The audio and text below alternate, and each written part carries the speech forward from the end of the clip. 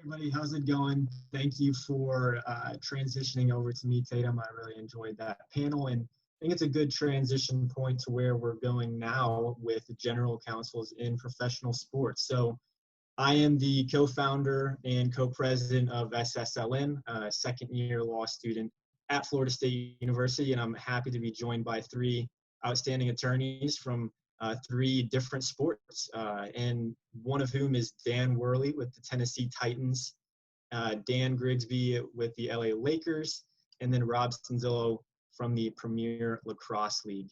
So happy to host you three, and to give a little bit of background about each of our panelists. Mr. Worley, back in the day, was at Foley and Lardner, had his own firm of Sievert Worley for a little bit, and then was actually at Nashville SC before now being with the Tennessee Titans. Mr. Grigsby worked at several different firms before coming to the Lakers, most recently with Jeffer, Mangles, Butler, and Mitchell. And then Mr. Sanzillo was at Herrick and was a litigation attorney before now going to the Premier Lacrosse League and essentially helping start that league. So first off, I want to thank each of you for coming tonight.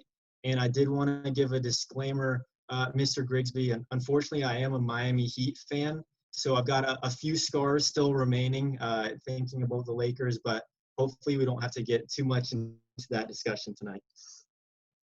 But I want to thank each of you for coming, and really the way that this panel is going to work, I want it to be very conversational. And with that said, I'll be directing each question toward one panelist, but I encourage each of you to kind of hop in if you have something else to say. As long as it's kind of not the same thing that's already been said, would love for you each to jump in.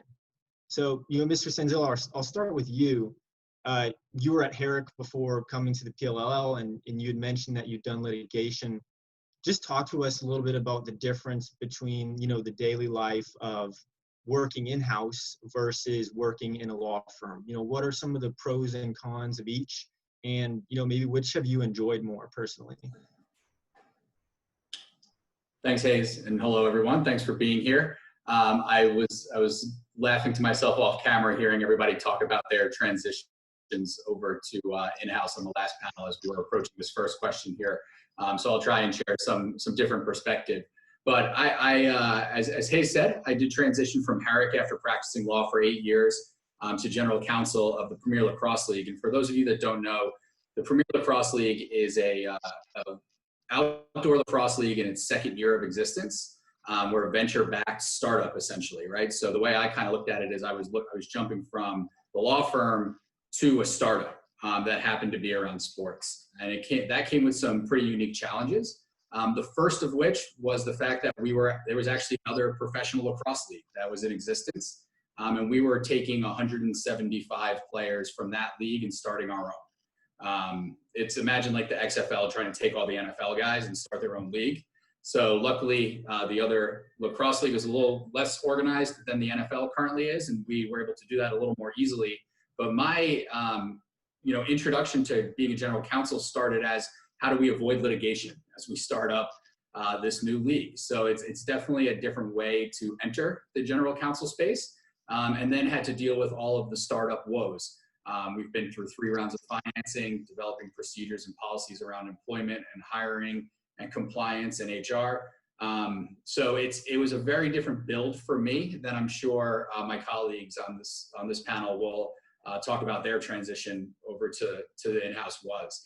But I think the simplest way, Hayes, of explaining it is at the law firm, you're the guy picking up the phone, and at the in-house, you're the guy making the phone call. That's the way it was explained to me as I was making the transition, and I thought it was pretty astute.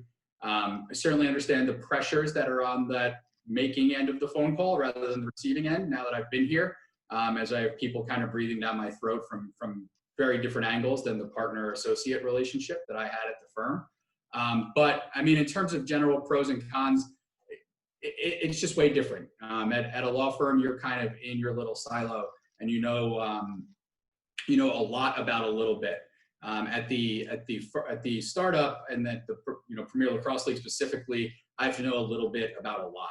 So trying trying to figure out all of the different things, a few of which I just mentioned, the random legal questions that pop up from social media to, how do we manage this cap table, to capital calls, et cetera, really span the range. Whereas while I was at a law firm, I was much more in a vertical that I knew what I was going to be doing every day, day in and day out. And it was kind of rinse, repeat, and develop expertise.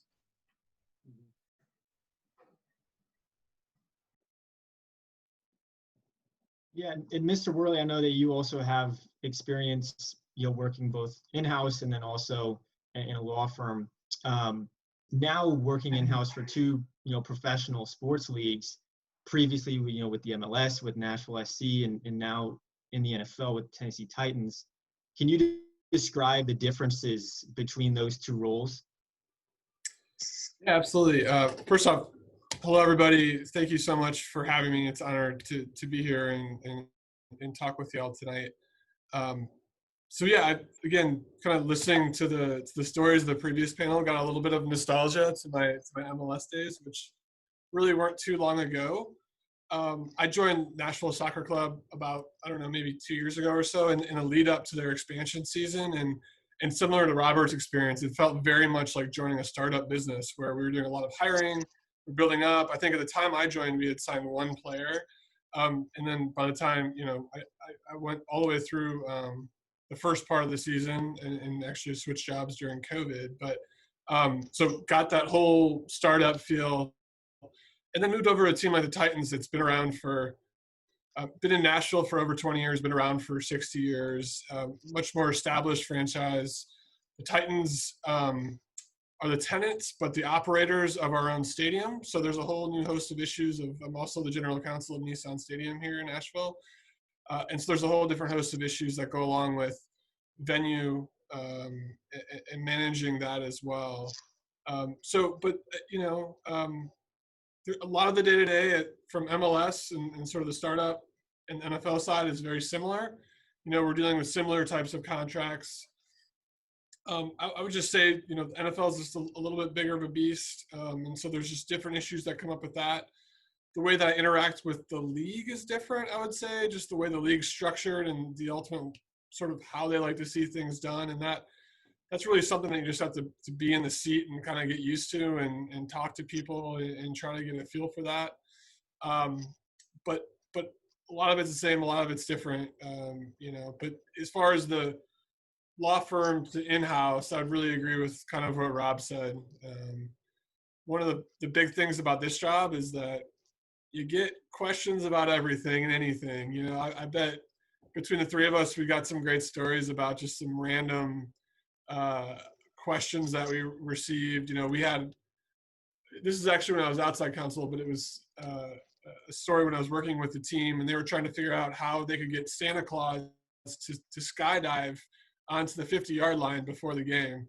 And so that was the whole, myriad of legal issues that I had no idea how to do. And kind of get questions like that on a day-to-day basis. And I like to say that my go-to answer as general counsel is, I don't know, but I'll figure it out, right? And it's more about the best skill you can have, I think, in this role is being a good problem solver and having a good network of resources built up to where you can solve those problems, because it's really impossible to be an expert in all of these areas. At least my brain could never get to that point. To be just sort of be able to rattle things off at the tip of your tongue. So in that regard, I think just trying to be a good problem solver is the way to go. Yeah, and not to put, Mr. Grigsby or Mr. Sanzillo on the spot, but do you have anything that kind of rivals trying to figure out how to get Santa Claus on the field safely as far as kind of strange questions go? I think, like Dan said, it's something different every day. I mean, none of us would be dealing with COVID and county and local ordinances and, just a myriad of things that you never thought you'd be dealing with. But there's hundreds of war stories about someone wanted to put a blimp in our arena, and I nixed that idea for liability reasons. And so there's lots of, you can't imagine, as Dan said. I've forgotten more, and I'm sure Robert has too. Some are funny, some are like whatever made sponsorship salesperson think that was a good idea. But you have to step up sometimes and protect the organization. We always say, put your hand over your heart and protect the brand, right? So a lot of the times that's what you have to do. And that's not what the corporate salespeople want to hear, but definitely what the CFO wants to hear. Yeah, my story just from today, that's just top of mind, was my sponsorship team wanted to dress up the South Park characters in different Christmas outfits to help sell merchandise during Christmas. So we had to have a pretty short conversation about that one, but that was the question I got today. Yeah, and I think that touches on a great point. You know, when you're serving as general counsel, you have to touch a lot of different, even industry teams, I guess, within the organization, right? Like you said, almost having to deal with maybe the social media team or marketing. You know, how do you try to get across to them some of the legal concerns that we know about and maybe that we think about, but how do you get that across to others in the team in a good way, right, where they understand the legal issues at hand? From my perspective, it's a constant process. I mean, you know, you're constantly the marketing salespeople are paid to come up with creative ideas and new ways to do things. You know, something like I got an idea. Let's do a scavenger hunt around Los Angeles and have people jump in their cars and race to all these locations in LA. Well, you think about it, that's a horrible idea. You know, people literally in a car race to get to the Grove or to get to downtown at Staples to find a clue. But you know, that's what they're paid for, and they are supposed to come up with. And you know, 10 years ago, we'd have never thought of all the social media marketing we're doing, which is becoming a huge our marketing. We only have so many signs in a building you can sell and physical inventory. So it's great that they're coming up with those ideas. But again, you do have to rein them in a lot of the time, or you know, they just maybe don't realize what some of the league rules are. They'll try to, a sponsor will of course stretch the envelope and maybe try to have a sweepstake or promotion that goes outside of our marketing territory, which we can't do without NBA approval, and I'm sure it's the same in the other leagues. So sometimes it's educating them, and other times it's just nixing an idea that might sound like a lot of fun, but they haven't thought through the liability potential or the potential damage they could do to the organization. Yeah, from my perspective on that question, Hayes, it was an interesting learning experience for me being a pretty young general counsel. I came in pretty hot with a lot of no's. No, you can't do that. And that was not the right approach, in my opinion, having the ability to look back on it now.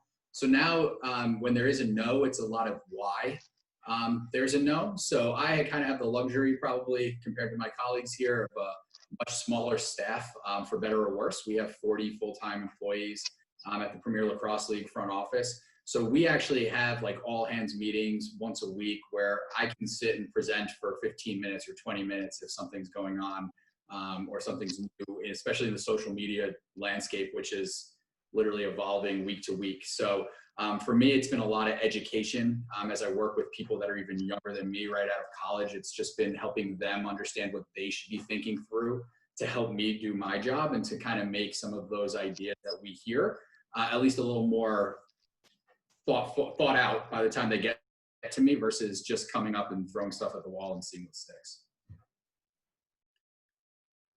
Yeah, I found it's been a helpful approach for me to, unless I absolutely have to, don't say no, but propose a different solution that does work, or say like, hey, what about this? Or, you know, frequently even little things like we're running promotions and sweepstakes, and inevitably they come up with something that is illegal in their format.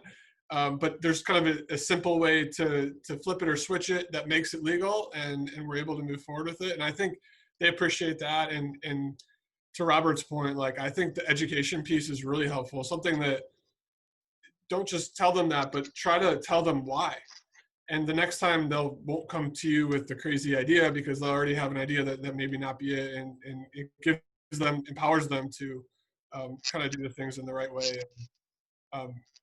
As you mentioned, we have a slightly bigger organization, so like it's harder to chase around 300 people, and it's helpful if they're kind of looking out for each other. Absolutely. And Mr. Worley, I'll stay with you.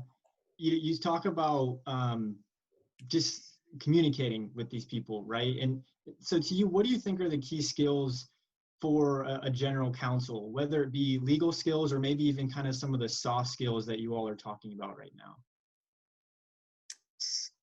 Yeah, I mean, I think we've hit on a few of them. And again, communication is really big internally, externally.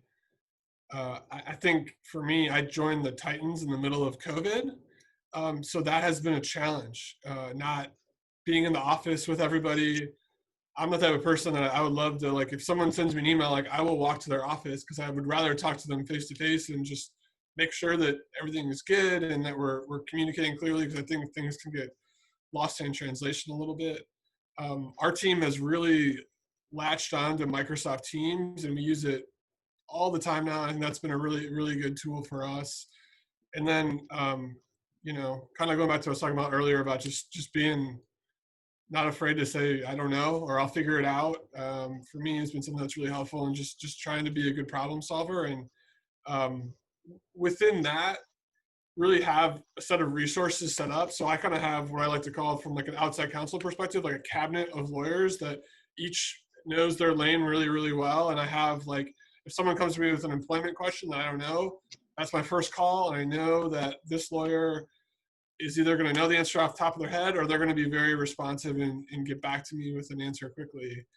I think all of us have our background and our levels or areas that we feel more comfortable in than others. And so I have to make less of those phone calls in areas that I feel good about, but in more of them in ones that I don't. So it's just helpful to have all that stuff lined up, and makes our job easier, less stressful, gives time back, which is something that is extremely valuable in this position. I'm sure the other two gentlemen on the call can attest that really time is my most valuable asset. If I can find things that save me time, that is hugely important in my day-to-day.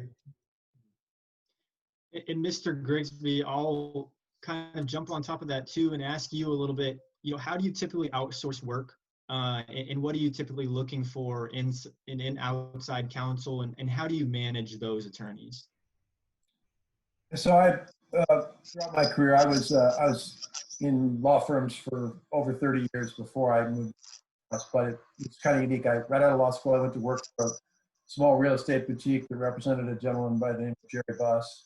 Jerry Buss was a real estate investor, and that's where he made his money. And about a year after he bought the Lakers, I graduated from law school and happened to meet a senior partner in that firm just through a social contact, and we got to talking, and I fooled him into thinking I knew something about sports and I should come to work for his firm. So I've been with the Lakers since 1981 when I got out of law school. I'm a lot older than these other guys.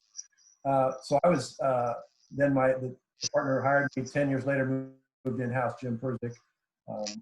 Jim passed away this morning, actually, from COVID, but 91 years old. But he moved in-house in 1990 and made me his principal outside counsel. So I sort of have been dealing with the Lakers issues for most of my career, as well as representing some startup leagues in hockey and soccer and some other sports. So I'm more of a generalist, I think, than any probably one else on the call here. But you get into things, like I said, like COVID and county rules and state rules and regulatory matters and things like that you're just not going to know enough about. This year in April, knowing what we know with the season on hiatus and the COVID rules and a lot of the bubble rules and things that are going to happen, I actually brought in an associate counsel. First time I brought in an associate counsel. And like Dan, he started in COVID. He's never seen the office. You know, we have a 120,000 square foot training facility and office headquarters, and unfortunately for him, he's not been in there yet. But so I hired someone who I knew. He had been general counsel at Quicksilver before they got bought. He had a lot of insurance and risk management background. He had some areas like that were not my strengths. But as far as outside counsel, you do have your go-to guys in specific areas. You don't have a firm. Again, when I started practicing law, our clients were our clients and we were their lawyers no matter what. Now more and more it's obviously evolved to you hire a specific lawyer for a specific matter because they're very, very good at that matter. I try not to use them budget reasons is, outside law firms are expensive, so you try to keep an eye on that. But there are times, litigation is an example. I don't litigate. I wouldn't try to litigate. Regulatory matters, things like that, where you just have a go-to that you've known and developed a relationship with, and that's who you go to for that particular matter. Mr. Sanzillo, I'd like to go with you with that same question as well. How do you tend to manage outside counsel? Yeah, for me, it was even more of a learning experience. And I relied a lot on mentors from my firm to kind of understand exactly how I should be thinking through a lot of these things. I walked into, while we were doing a financing, so that legal counsel had already been chosen, but that firm wasn't necessarily good for all of the other different pieces, right? So exactly what Dan was talking about. We have an immigration firm specialist, we have our IP specialists, we have our social media specialists, and it's taken some time to kind of feel them all out. And honestly, for me, it took talking to a lot of different lawyers at firms and understanding exactly what their skill set was, whether or not they were going to be able to work with a startup. We don't have the resources that, a typical sports league or a sports team in the Big Four have. We are even more so on a tight budget, and really pick at our finances. So understanding who was willing to work with us, to grow with us, how they were going to staff our cases, our matters, to save money, but still give us the expertise that we needed. And again, honestly, it came down to a lot of just reliance on that, one or two mentors that I could rely on to point me in the right direction to meet the right people, whether they had a sports experience or not to start. You don't always need the sports experience. I interviewed at Proskauer in law school, and I wanted to do sports. And one of the associates there told me, this is just law with a cool logo on it. And in a lot of ways, it kind of has been that. But understanding that too, and just making sure you're picking the right people that fit your company, your needs, your wants right there has been super important. Yeah, absolutely. Thank you. And Mr. Grigsby, I'll go back to you more so with a general question. What do you think is the greatest misconception people have about working in-house in sports? Yeah, I think maybe Robert just conceptualized it. It's not sports law. It's sports and the law. And we're lawyers, and we're lawyers first. It's fun to get caught up in the basketball operations for me and things like that, which I do get to do, player contracts and things. But it's really, you're a lawyer first. There are specific laws, rules, and regulations, especially league rules, that apply to your organization. But it's be the best lawyer you can be if you want an opportunity in this area, because you're going to be hit with everything from employment law to contract law to litigation to you name it. It's just across the board. The only real difference, I say, that at a law firm, I had a number of clients, and they'd call me on various matters. Here I've got a number of clients too, and it's the CFO, it's the CEO, it's the COO, it's the HR department.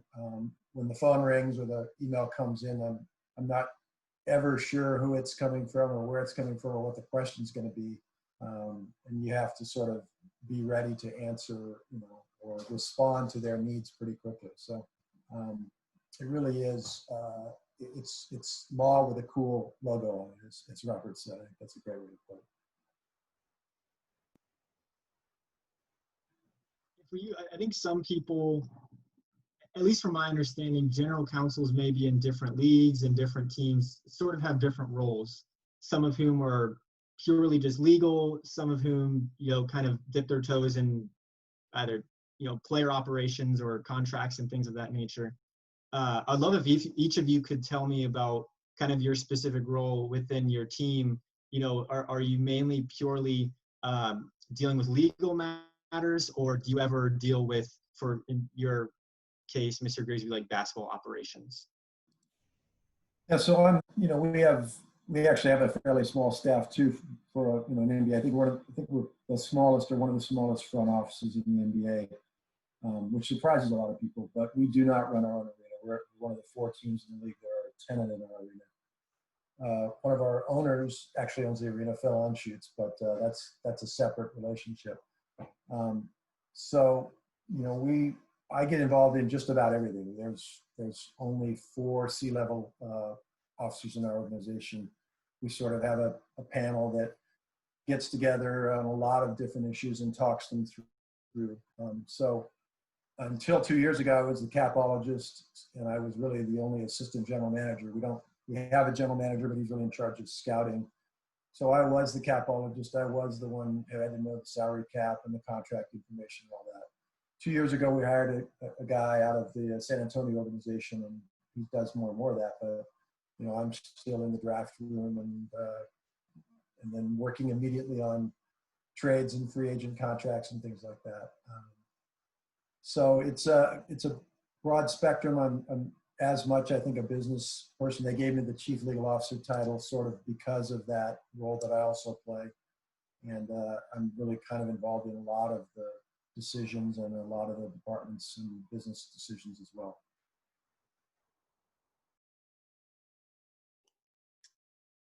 Yeah. In my role, I'm not nearly as involved in the football operations side. I do get involved in the contract process from time to time.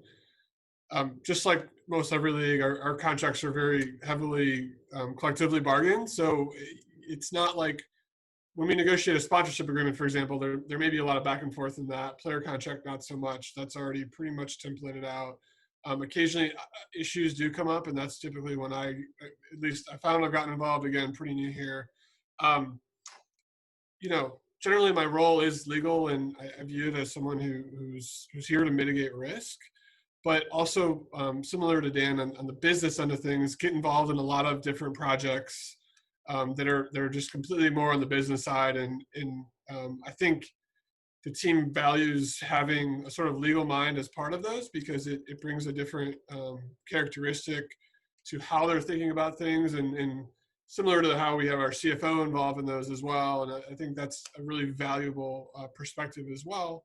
But our CEO was promoted when I was hired, and he was the former general counsel. So he values the role, which is helpful, and really gives me kind of free rein to wherever we can find time and interest to work on projects that are going to impact our organization. He kind of allows us to get involved. So that's been great.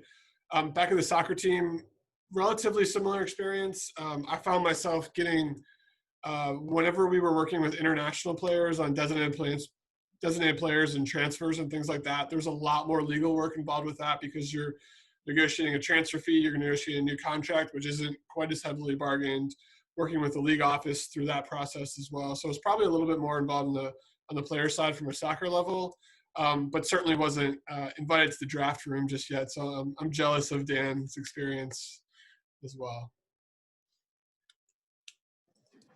Be careful what you wish for. So I think I have a unique perspective here too. We are a single entity, in as single entity as it gets, meaning our 35-person front office runs all 7 of our teams. All of the coaches report up to me. All of the refs report up to me. The medical team reports up to me. We are not collectively bargained, so I'm very heavily involved with players on the operations side. Luckily, just hired 2 people to sit under me to help deal with some of the spreading out of all the players' questions, which are a lot when you have 200 of them, which is what we're up to now, that all kind of sit under one vertical. But I'd say I'm probably 60-40 legal and operations, with it flipping during the season. Believe it or not, we're going to 60-40, operations over legal, only because most of our sponsors and things are done by then. And the things that do come in, at least historically so far, have been smaller. So it's been an easier lift in terms of getting those done quickly. They're usually like one-off sponsorship deals. But at that point, we have our schedule set, we have our venues done, and we have our national sponsors, which are our big legal verticals that we need to get done. Follow up with you, Mr. Grigsby, about your role. Do you feel like your role is unusual in the NBA specifically to be that involved with player operations? And, just personally, what do you kind of enjoy more, the legal work that you do or that player operations work? Yeah, I think it's evolved to where not as many general counsel are involved in the player contract process and basketball operations process. As Dan mentioned, in our league, there's very little you can do to a contract. You can't change any of the wording in the standard contract, and depending on what guarantees or what special provisions you're giving, it's a stapled on exhibit that's a form as well, with some filling in of numbers and things. But so I think the role has evolved. I'd say it used to be that most general counsel, I think, were involved in the contract drafting. Now I think you have specialists, capologists. It's gotten so complex, as it has in football, that you have someone or a group of people who are pretty much doing that. You might have the general counsel review it before it goes out, or run it by the league to make sure everything's done properly. But so my role's a little unusual, I think. It didn't used to be, but I think more and more you have specialists doing contract operations because A, there's not that much legal work to do, but B, it's just more efficient to do it that way. And what do I like the best?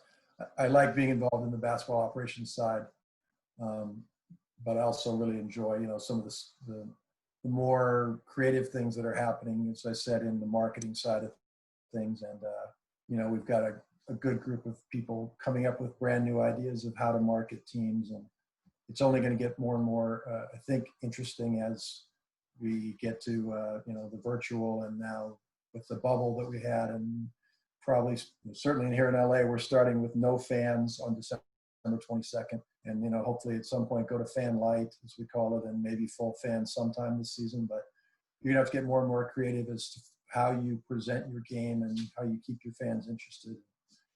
So lots of new technologies and things like that are coming along. They're pretty exciting and fun to work on as well. I'd like to touch on the COVID point, Mr. Grigsby, and mainly as it relates to, creating revenue and generating revenue for your teams. Obviously, the bubble created a pretty unique circumstance for you and the Lakers, and then in the NFL, you aren't using a bubble, but less fans or potentially no fans. So I'd love to hear from each of you how your respective teams or league have tried to be sort of creative in generating revenue in these pretty unusual times. And I'll go with Mr. Worley first there. Sure. Yeah. I mean, I think, and I've been through it with two different leagues. Honestly, I think I've seen more of trying to hold on to revenue rather than generate revenue. And you have to understand that on the MLS side, for example, we came in as an expansion team. Like, we had spent years and years building up to this. Played one game at home, had set the record for the highest attended soccer match ever in the state of Tennessee, 60,000 fans. There's a ton of excitement. Played one road game. Tornadoes hit Nashville in between that. And then a week later, COVID hit. Like, just the ultimate buzzkill for an expansion team. And so looking forward, we're like, okay, we're not sure if we're going to play games again. Honestly, at that point, we were like, oh, in 3 weeks, we'll be back. It'll be perfect again. Weren't we naive once upon a time, everyone? And then it kind of became more clear what it was going to look like. And we're starting to look to our partners. The league is talking with its television partners. We're talking with our local television partners and radio partners. We're talking with all of our sponsors. We're talking with some of our partners who may owe us money back too. And just trying to see what we can do to try to hold on and keep that relationship. So I went through all that. And then fast forward a few months when I switched over to the NFL. NFL was really fortunate to be done with their season and have a lead-up time and get to see leagues like MLS, NBA, and others kind of go through this ahead of time and trailblaze. But looking forward to the NFL, like even where we are now, we played 2 home games without fans, and we've slowly introduced fans back since then. And so last Sunday we played at a 21% capacity in our stadium, and that's the most that we're going to do this year. Tomorrow night we again host a Thursday night football, and we'll have 21% in the building. But so that's 80% of revenue lost from tickets. We lose revenue from merchandise sales that goes along with fans coming to the game. You lose engagement from just those groups of people coming to the game. sponsors are coming back to us saying, hey, like, yeah, there's no fans in the stadium. My signage in the stadium, like, nobody's seeing it. Why should this even count as anything, right? Oh yeah, and our business is in the toilet right now too because of COVID, and we don't have money to pay you. So there's kind of all of these issues, and so really, to me, the most challenging part and what we found ourselves doing, I think more than anything, was trying to get creative with ways to create more revenue, but also hang on to some of that existing revenue that we had and make goods for sponsors and partners that would provide value to them in order for them to not only pay us all or some of what they owed us in the contract, but we want to keep good relationships with these partners as well moving forward, whether that's a fan or whether that's a sponsor. And so we're trying to do good by them while also not, completely taking a massive business hit for the team in the league. But yeah, I mean, it's 2020. Like, there was just unfathomable challenges this year. And so I think what I've learned through this whole process is that there's not a perfect answer to a lot of this, and that we're just doing the best we can,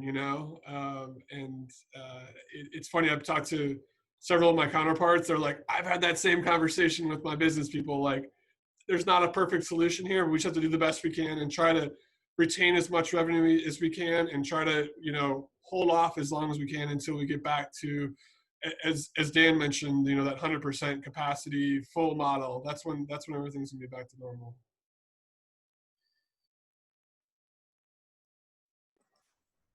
I'm happy to jump in here, Hayes. So I agree wholeheartedly. I think the best example from us is we signed our biggest sponsored deal with Ticketmaster the first week of March, and then Ticketmaster's revenue went to $0, right? So it was an interesting year dealing, with them and trying to understand how that relationship was going to progress. And obviously, it would be short-sighted to walk away from Ticketmaster at the end of the day. So it's a lot of figuring out make goods and things like that. We had two additional things that we pushed pretty hard on. So we hosted a bubble as well with all 7 of our teams out in Salt Lake City, 3 weeks. We ran 22 games during those 3 weeks with no fans. And because of that, we were able to put the TV cameras, in some new spots for professional lacrosse, which offered some pretty unique perspectives on things and built us new properties to sell next year for when we do come back, when we are able to give those to sponsors. The second thing we did that I think is pretty unique is we actually kind of act as an agency for our players as well. They're not unionized, and many of them are not represented by agents at this point in time. So we are able to actually go out and sell our players and their time and what they're doing. It was difficult, obviously, trying to find brands that were willing to spend during COVID. But because we're so social media heavy, we had really good metrics on what our social media, who our social media reached and how it performed in the first 2 seasons. So we were able to, get some additional players, some extra capital while they were, losing in other places, and really take advantage of the fact that we could, move a little bit more quickly without as much red tape, whether it be a union or an agent to handle the players. Yeah, so the hiatus hit us, at the pretty much right as we were getting to the exciting part of the season in March. So that was a big shock. We were very fortunate. The league did a great job of creating the bubble, really conceiving and creating and executing it. They also did a remarkable job of working with the national broadcasters and then the RSNs to make sure that certain teams didn't default on the number of games they were able to deliver as home games, not nationally televised. Originally, the plan was to televise all of the seeding games. We had 8 seeding games in the regular playoffs as national broadcasts, but they realized very quickly that would put some of the teams in default with their RSNs. We're different. We just get paid on a per game basis. We don't have a minimum we have to deliver, but they worked it out among the RSNs and the teams to do either side-by-sides that were blacked out in the local markets so that they preserved a lot of the television revenue for teams. And then they created some new assets. Like Robert said, we created some virtual on-court signage, which had never been done in the NBA, during those broadcasts that were given to the local teams and the local RSMs. And then different cameras, like they said, they had the robot camera that almost ate Luka Doncic, if you saw that game, but that was a whole different story. That was a great liability issue. So some of those are going to carry over to next season, as a matter of fact. They're now going to allow some virtual signage on the court, which causes arena and heartache, but that's, something we're working through. And then we were fortunate enough that our sponsors, with the inventory we were able to get, because our RSN was able to televise the 8 seeding games and the 2 games in the first round as, the 8 seeding games we televised as side-by-sides but blacked out in Los Angeles. And then the 2 playoff games were side-by-sides. We got sufficient inventory that we gave very few credits. We gave a lot of make goods. So like Dan said, we're protecting our revenue. We wound up not having to get very much revenue back. We're also fortunate, and I know a lot of the NBA teams are not in this situation. We have a huge, very strong season seat fan base, and we've got a 6,000 person waiting list for season tickets. So we're very fortunate that, a lot of people didn't want to give up their tickets or get a refund. They'd like to keep those rights for the future. And I think that's going to happen in more and more leagues because with the secondary market in tickets, every one of our season seat holders is a ticket broker. They're not going to every game but they're brokering the tickets. And if there's a event game like Kobe's last game was or something like that, you can literally almost make your season seat price back on selling that on the secondary market. So we were pretty fortunate. There was a huge impact across the board, though, on the NBA. It was estimated that there's $1.5 billion in lost revenue, but that by preserving the bubble, they protected another $1 billion in revenue from the national TV games. So it's very interesting. We're now working through the fallout of that, and we actually have new sponsors coming in. We've had, again, very few season ticket people leaving.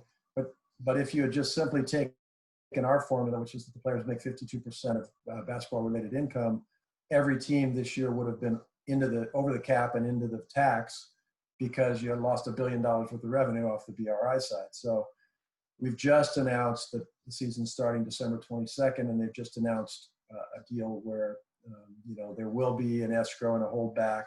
There will be a reduction in the salary based on a force majeure clause, but it'll be spread out over 3 seasons for the players so that it's not just an immediate drop. We're going to hold the cap level and the tax level at the same levels and hope to work it out over the next 3 years as we return to what we used to call normal. And each of you have spoken about sponsorship deals, and I'd love to hear from each of your perspectives. Typically, how are those deals negotiated? What are the common terms at issue? And I'll start with Mr. Sanzillo on that. I know specifically you've done a broadcasting deal with NBC, and would love to hear some thoughts on that. Sure. So those are 2 different things: the media rights and sponsorship. Which one you want me to hit on, Hayes? Yeah, go ahead and start on the media rights first, and then the sponsorship rights. Sure. Everyone always hears these big, huge media rights deals that all the big 4 sports do, and they sound wonderful and sexy and all of these things. For us as a startup sports league, literally had never put a ball down and had a face-off yet. It was a super interesting process going out and shopping our media rights. We were able to partner with NBC, and they've been incredible partners. But I went in thinking like, oh, here's all these big numbers that everybody gets. If you don't think about things like how much does production cost? Who's going to do the production if it's not NBC? Things like that. So, where NBC might come in and own, the NFL, and I might be getting that wrong, I apologize, but that might own the NFL. They take over the entire production. They do everything, from soup to nuts. For us, it was a much different process. We had to understand who was going to provide talent, who was going to provide production, how those costs were going to be split, what at NBC we could use, what we couldn't use, who's going to who's going to make the graphics that go up in between quarters and things like that. So it was definitely a learning process for me. and something that was super interesting. And like I said, NBC has been phenomenal partners for us. They've been giving us some really good opportunities to get in a lot of different homes and in front of a lot of different eyeballs. For us, sponsorship's probably a little different than, again, a little unique because we do control the players as well. So it's kind of like a group licensing deal built into each individual sponsorship deal that we have, where any brand that comes on has access to our athletes in some way, shape, or form. And then, we are in a different tough spot where we don't own any of our stadiums that we play in. So we can't have any stationary assets. We have to do a lot of thinking on how to get creative. We essentially own the field when we go in. And that last panel was actually pretty familiar to me. I've spoken to two of those gentlemen because we spend a lot of time in MLS stadiums. What can you do on the field? What can't you do? They're very protective of that grass in Major League Soccer. And it's beautiful, so admittedly they should be. But it's things like that. So we definitely have to get creative a lot more. It's why we put so much emphasis on social media. We build a fan zone at every venue that we go to in the parking lot outside. That is a project. We literally travel around with 5, 18-wheel trucks, but it is an asset that we can own ourselves within certain limits, depending where you are, but we can own it and sell it and make it unique. So we definitely are less traditional in the sense of, spots and dots and build billboards. We have to get pretty unique.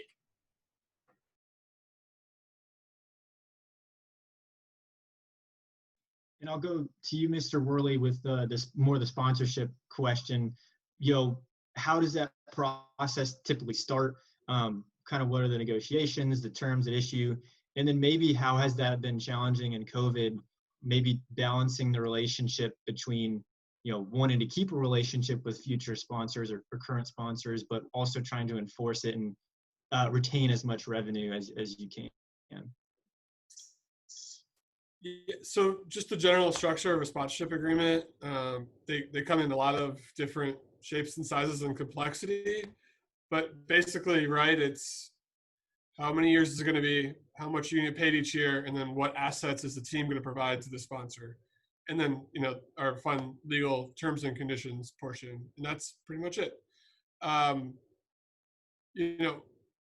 Like a naming rights deal, for example, or in MLS we did our jersey sponsorship deal, and those are kind of a little bit different ballpark, but at the end of the day they're still a sponsorship deal that have just a greater amount of assets tied to them, a greater amount of things promised to the sponsor in return.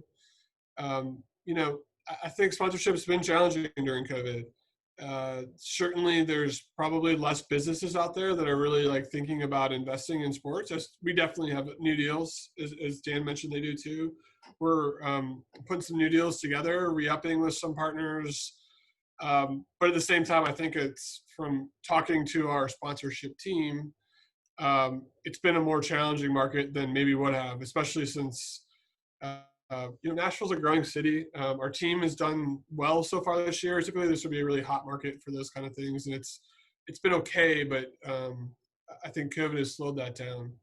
I think some of the challenges with COVID and negotiating a new contract are just some of the uncertainties of what's going to happen. So, I'm seeing things come back in my agreements about contemplating what would happen for missed games due to a pandemic, right? Those things weren't really in a contract before. Like we had a force majeure clause that somewhat contemplated that, but not clearly that writing that out and what pro rata percentage of game money we're supposed to pay back to them or what other assets we would provide and how all the make good would work.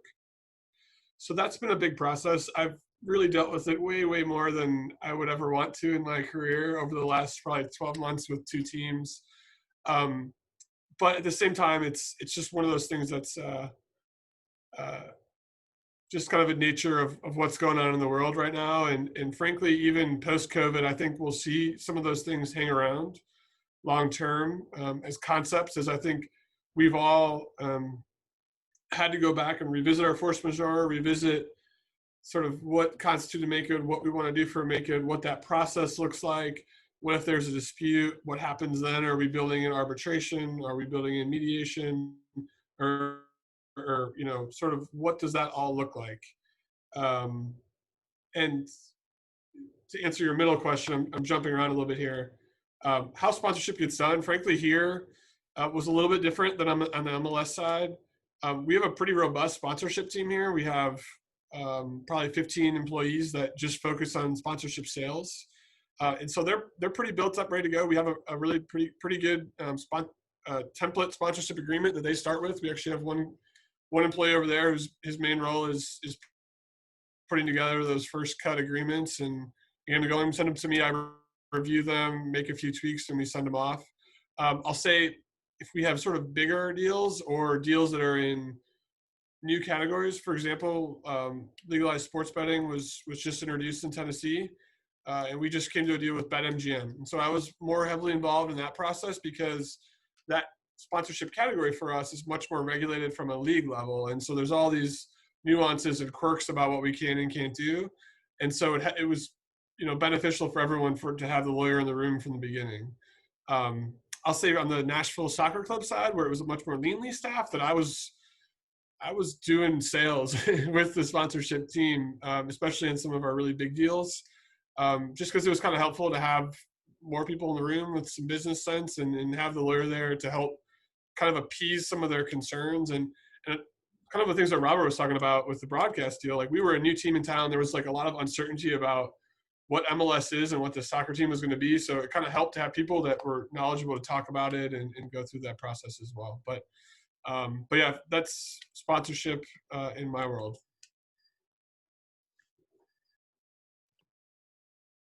And I'll turn to you, Mr. Grigsby, with that one as well, if you have anything to add. Yeah, it sounds like living parallel lives. Force majeure clause was sort of a throwaway legal concept that I probably hadn't looked at in years, but fortunately, I must have drafted a pretty good one a few years ago when we did it because it worked well for us. Those are the kinds of things you don't really expect to happen, and we're a little different than the other teams. Again, being the Lakers, we've only got about 22 sponsors. Most NBA teams have 40 or 50. We tend to have bigger deals and less of them, and sponsors have been with us for years.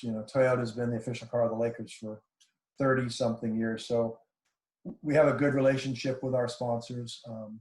Things happen from time to time. Toyota moved its headquarters from El Segundo near our offices to Austin, Texas. So, that was a bit of had to save the relationship there a bit. But it's been nothing but force majeure and make goods for the last few months on those and keeping the sponsor happy. And then we opened up the jersey patch category a couple of years ago. That was a very lucrative deal for us because of the global reach of our brand. For some of the teams, it was a few $1 million. For us, it was significantly more than that. We also have a deal with BetMGM, although it's not legal to game in California, so we had to work around that in some ways. MGM is our official resort partners, so that's how we get around that one. And then just this year, the NBA is opening up 3 international sponsorships that you can do. So traditionally, you can only have sponsors who can market in what's called your extended marketing territory. And in our case, that would be the state of California, except for a 75-mile radius around San Francisco, which is where the Warriors play, and a 75-mile radius around Sacramento.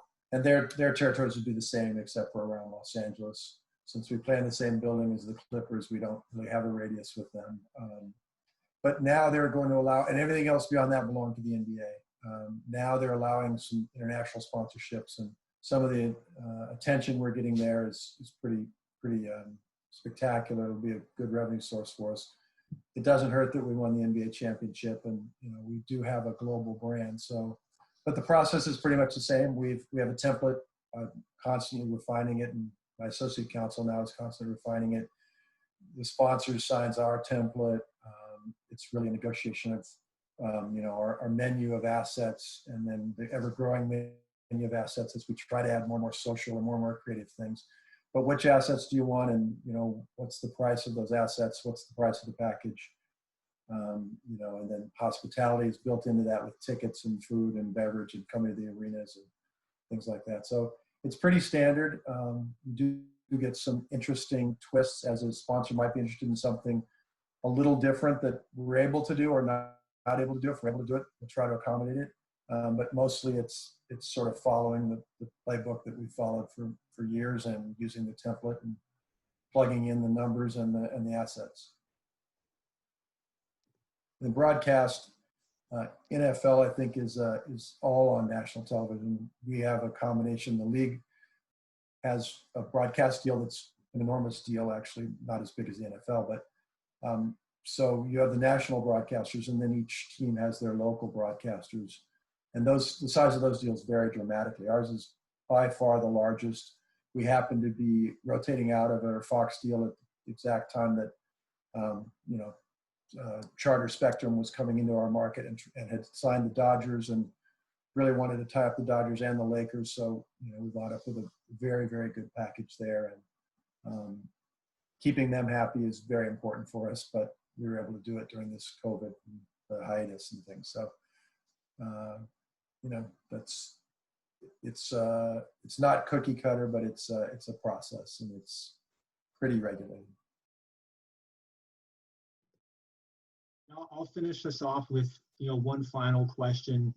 Each of you have mentioned you have to do a lot of different things in your job, rather generalized, and I'm sure your current role isn't easy. What do you feel like is the hardest decision you've had to make during your time in your current role? And maybe that's COVID related, maybe it's not, but Mr. Sanzillo, I'll start with you with that. Nice, easy one to end on. I was the chair of our COVID committee, so I was the go-no-go on whether we were going to be able to have our bubble, which was definitely an interesting process. But I think the most difficult decision I've had to make so far was around gambling, which has been brought up here a couple times. Not only is it super highly regulated just generally, we are also a sport that is considered high risk for bad actors. Our guys don't make a ton of money like some of the other athletes in the Big Four. So there's always that concern that a game might be thrown or a game could be tampered with in some way. Again, we oversee all 7 of our teams. So if anybody does it, we're on the hook for it. It was a long process because, as we've alluded to on this call a few times, we had our clients, the CEO, the CFO, all those people telling me we're doing it. And me saying, all right, let's understand all the things that can go wrong here and weigh the risks versus the rewards. And where we ended up actually coming out was we didn't allow any prop bets. We didn't sell our data, our in-game data. So we didn't allow any prop bets, in-game bets, which are the ones that I was most concerned about. At the end of the day, a line on the end of the game, who wins, who loses in the over-under. Yes, it can be tampered with, but it was kind of my way of solving to get us dip our toe in, but also buy us another year to figure out exactly how we want to have our integrity training built up, how we want to educate our players, their families, our coaches, our referees on the concerns surrounding if they do decide to make a bad decision, what could happen to them. It's still something that keeps me up at night, as you can probably tell by how I'm talking about it, but it is something that it could be a really, really incredible revenue stream for us, and something we are going to continue to build out. So I've had to get really smart on those rules, those laws, those regulations, and try and build out processes within the PLL to make sure that we're doing it the right way. So that's definitely been the most difficult so far.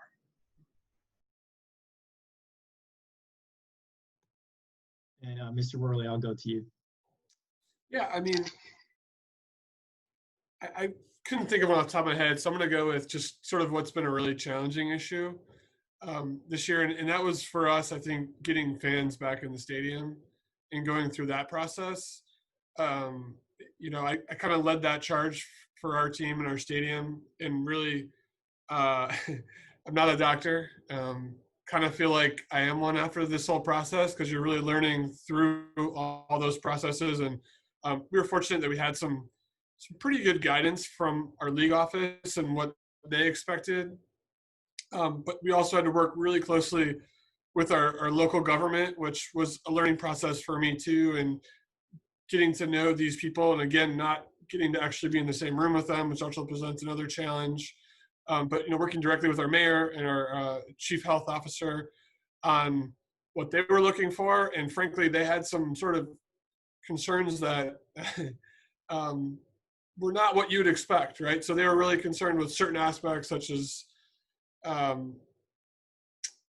don't want to get into too many details, so I probably shouldn't, but it was a challenge. It was something that, I think like morally at the time, everyone in our front office like really thought about like, is this the right thing to be doing in the middle of a pandemic?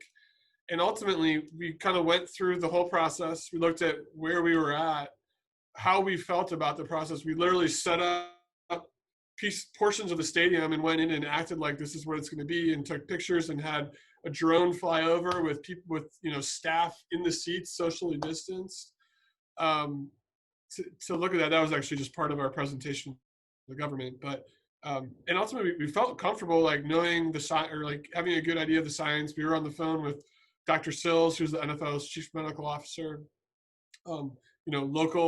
Local doctors who are experts in this area.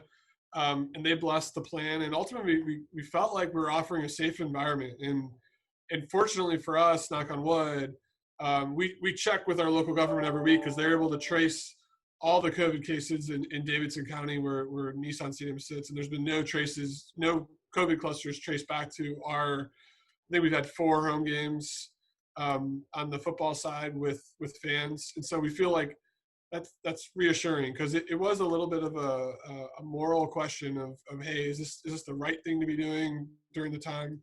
But ultimately, I think it's been really successful.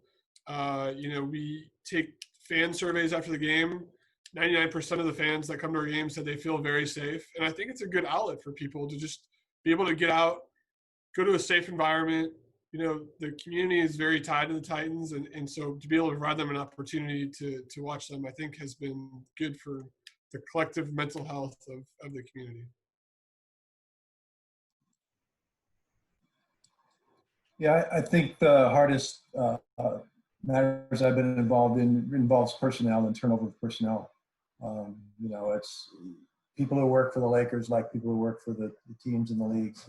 It's not only your job, it's kind of your identity. And, if you think about it, probably your kids and at school, they know that your mom or dad works for the Lakers or works for the Titans or whatever it is. And you develop relationships.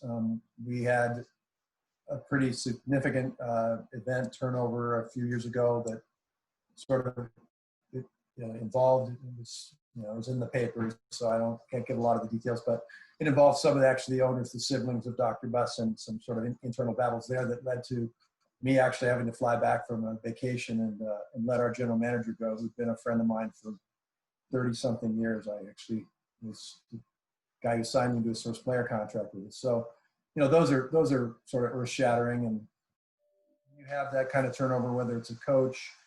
It happens, and the general manager is less often, but it does happen. Even players, you get to like certain players who are just sort of organizational guys and great guys, and they either get traded or, it's time for their time's up.